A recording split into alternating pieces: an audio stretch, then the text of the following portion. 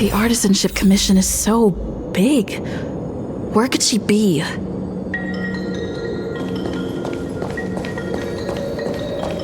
Good quality, good price. Just a while ago, a girl came up to me, all fierce and demanding directions.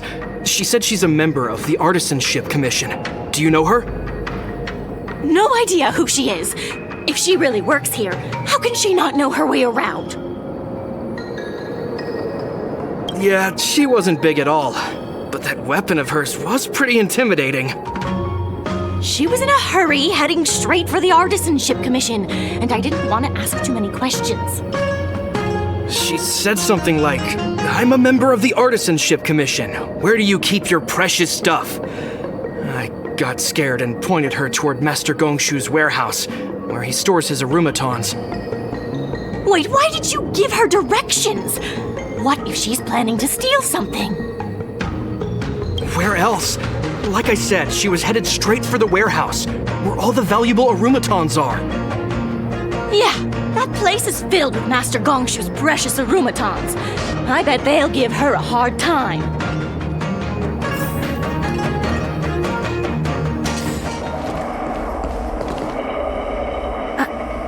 What are you doing here? Look, if I get into trouble, it's my problem. I don't want to drag you into it. Fine. Let's smash these metal cans first. Then we can talk. That was the last of them. Thank you for helping me out. This place is heavily guarded. But there's nothing but arumatons. Where is the arsenal?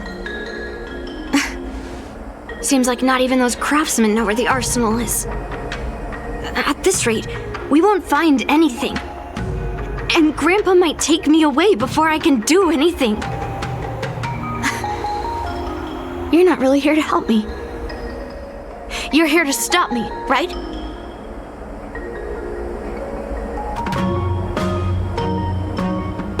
No, it's not. Grandpa made a promise to the delegation, and going back on his word would tarnish his reputation and make things difficult for the Luofu. But leaving that cursed sword here will also make things difficult for the Luofu. So all things considered, the best outcome is for me to melt that sword down and take all the blame. You probably think I'm being impulsive and unreasonable, right?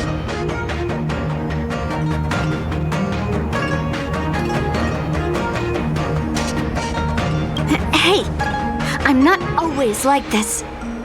It's all because of that cursed sword.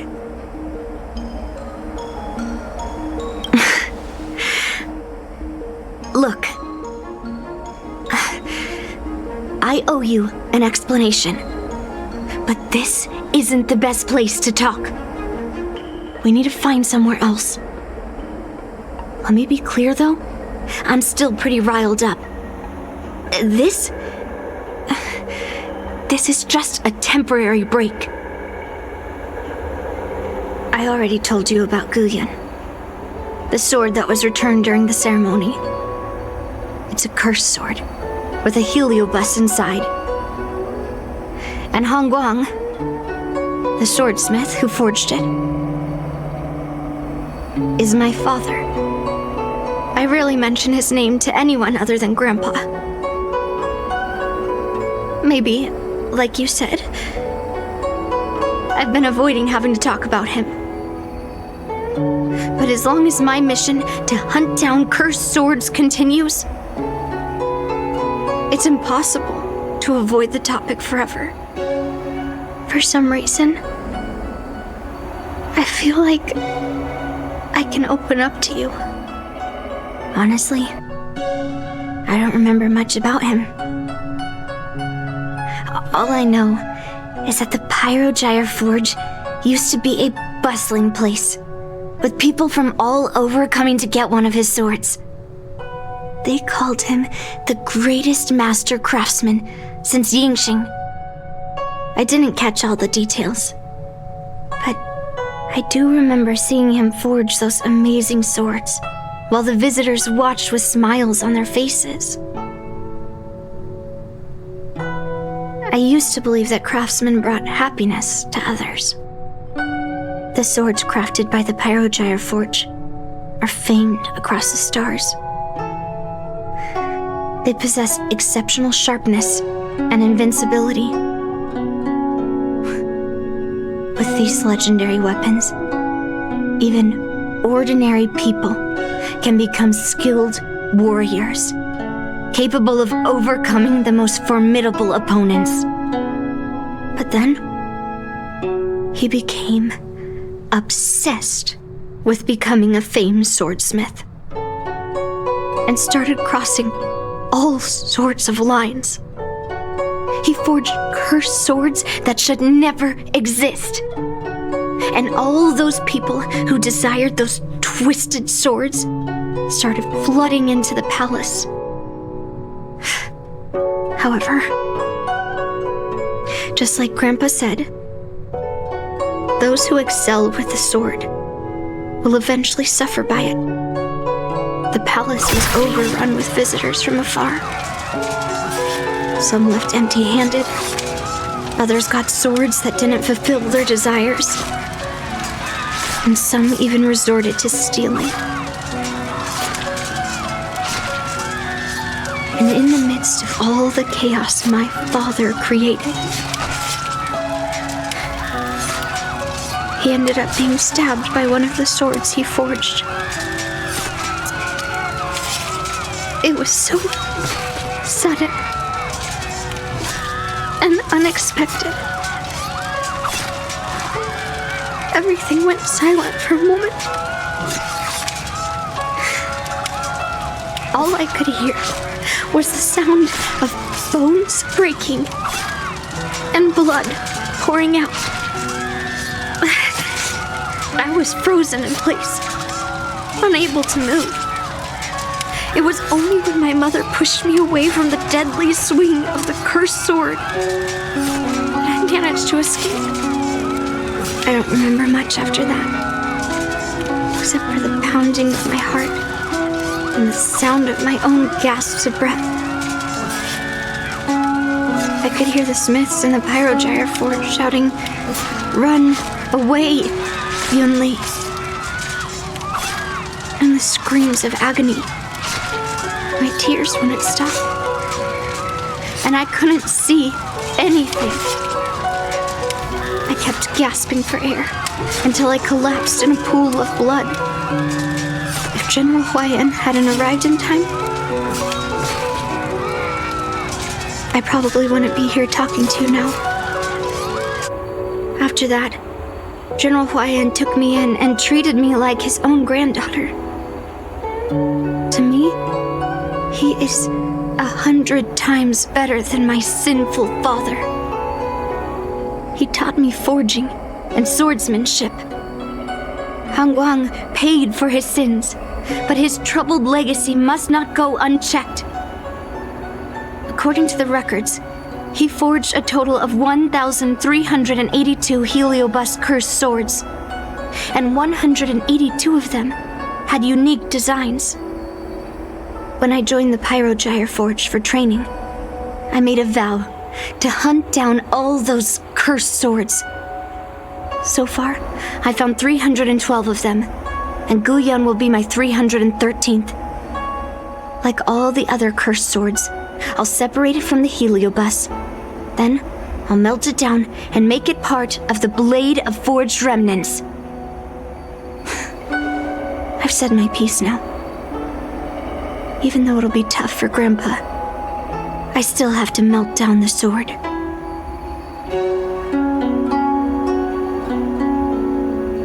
So, you're saying, even though Grandpa knew it was a cursed sword, he still chose it to be a prize because he thought it wouldn't cause any trouble? No. No matter how I think about it, something is definitely off. Grandpa didn't tell me anything about the ceremony. He must be hiding something. Besides, After our argument today, you want me to go back and talk to him now? No way. At least not today. Maybe tomorrow. Somehow, after talking to you, I feel like I've cooled off a bit. Well, I'll have an honest conversation with Grandpa tomorrow. And I won't take any action against Gu Yun until he gives me his reasons. Yeah, I shouldn't have done that in a public place. Anyway, thank you. We'll catch up tomorrow. I should go back to the Palace of Astrum and tell General Huaiyan what happened at the Artisanship Commission.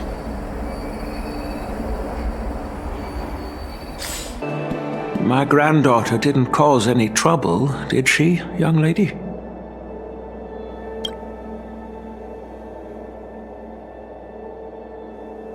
Sorry for all this trouble. Yunli told you quite a bit. Now it's time for this old man to tell my side of the story. Guang was my beloved disciple. A rare genius not seen in the Pyrogyre Forge since Yingxing. However, talent can sometimes be a curse. He had an unusual fervor for forging, and he dreamed of forging a sword with self-awareness that surpassed that of humans. He believed it would make warriors invincible without any training. According to him, while weapons of mass destruction like Juming flames and alchemical arrows can destroy many enemies, true victory lies with soldiers who fearlessly fight, ready to lay their lives on the line. Usually, Xianzhou swordsmiths infuse a basic level of awareness into their swords to make them easier to wield. But even then, soldiers need to experience countless battles to overcome fear and sharpen their instincts. So,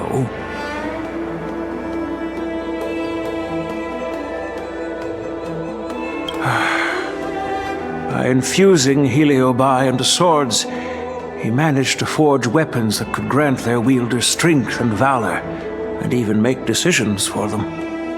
However, weapons are different from regular tools. They are meant to kill, plain and simple. After countless battles, all the anger, fear, and bloodlust are soaked up by the heliobi within the swords. The soldiers wielding them not only gain strength, but they also become consumed by the malice, turning them into puppets possessed by the swords. No matter how noble Hongguan's intentions were, those weapons, soaked in blood, turned into cursed swords eventually. Later, Outworlders got wind of what he was doing and encouraged him to keep forging cursed swords. They came up with all sorts of reasons, from taking back their kingdoms to slaying demons. And you know what happened next. That massacre took her parents' lives, and the lives of many craftsmen in the Pyrogyre Forge. Yunli managed to survive, but she couldn't escape the horrors of that day. Yes, I don't want her to spend her whole life trapped under her father's shadow. She doesn't deserve to carry the weight of his mistakes. Despite her vow to hunt down and wipe out all cursed swords, fulfilling that vow requires immense effort. Traversing the starry seas in search of the swords is like finding a needle in a haystack. And to reclaim those swords, she has to duel the bloodthirsty wielders, teetering on the edge of life and death. She has taken back over 300 cursed swords, and has suffered the same number of fatal wounds. I took her in to give her a chance at a normal childhood, not to send her on a sword-hunting journey. Even if she manages to melt down all the cursed swords one day, what will she do with her life after? Huaiyan is indeed one of the cursed swords forged by Han Guang. Very few swordsmiths could use Heliobai as forging material, and Han Guang was one of them. His attempt came at a terrible cost. I thought this sword could be an opportunity. I wanted to tell her that her father wasn't all evil, that even the man she resents so much managed to forge a true sword of heroes. I also wanted to find a chance to tell her about the history and origin of this sword, but not during the ceremony. As you saw, it wasn't a good time. I've instructed the Artisanship Commission to keep the sword safe in the arsenal. If you have any doubts, feel free to ask the people involved.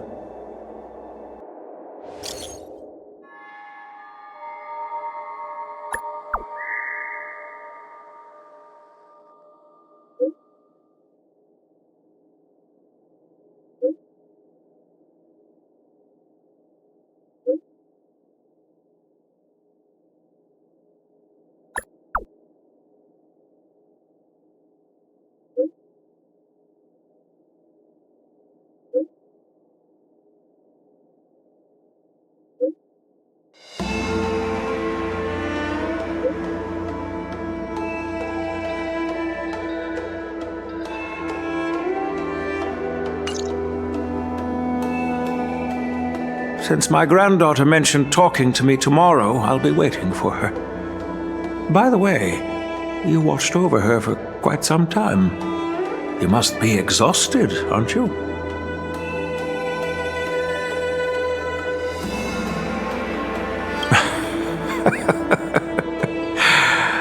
I'll be counting on you then. Time to go back and find that class-skipping March 7th. Please, take good care of Yunli.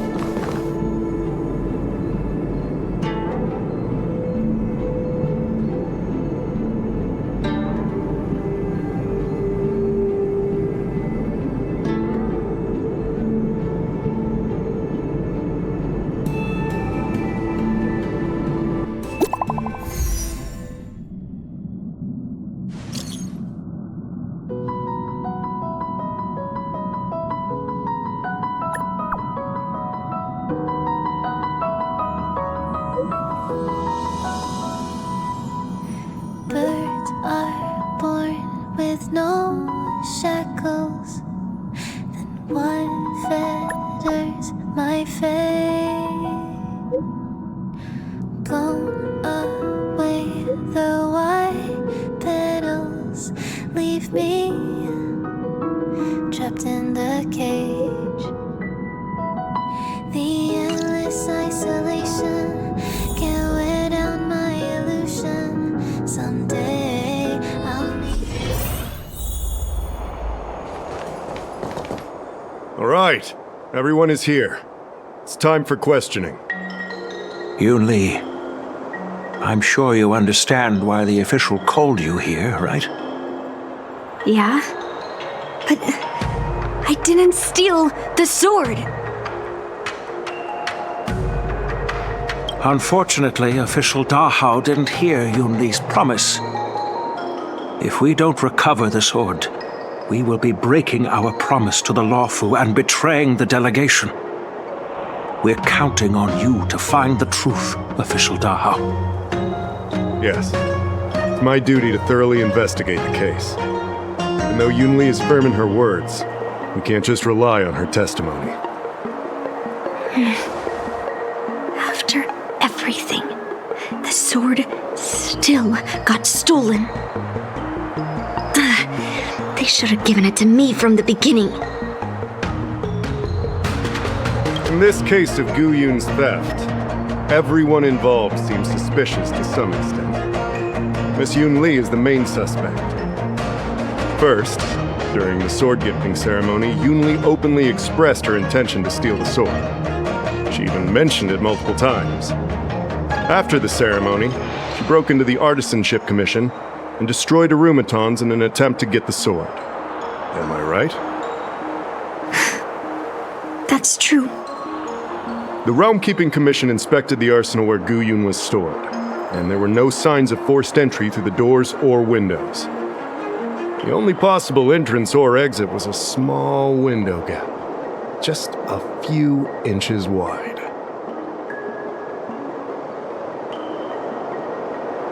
Hey! It's just a theft. The box containing Gu Yun was opened and the sword went missing, but none of the other swords in the room were touched. Which means...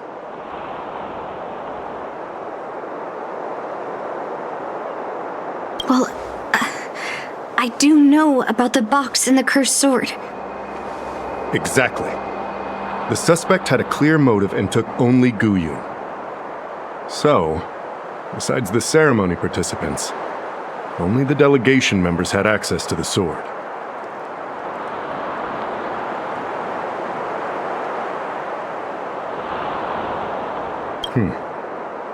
In that case, why would they return it to the Xianzhou in the first place?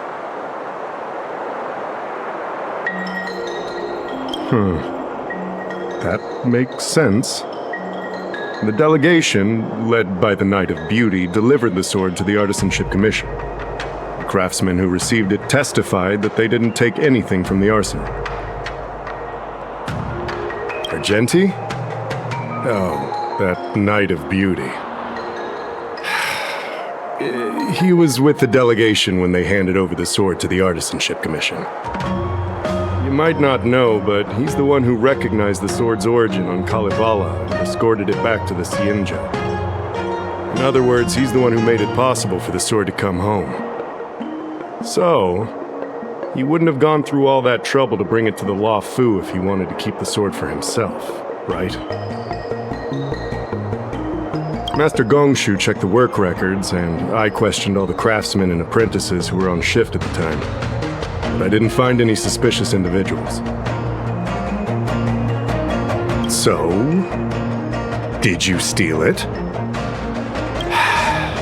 Then stop joking around. I can prove that she came to me after leaving the Artisanship Commission, so she couldn't have stolen the sword. To put it simply, not everyone who's seen the sword has been to the Artisanship Commission, and not everyone who might want the sword has seen it. So, the only remaining suspect is Miss Yunli. Fair enough. So... I didn't steal the sword. Well, when you've eliminated the impossible, whatever remains, however improbable, must be the truth. If you want to prove me wrong, you'd better come up with some solid evidence.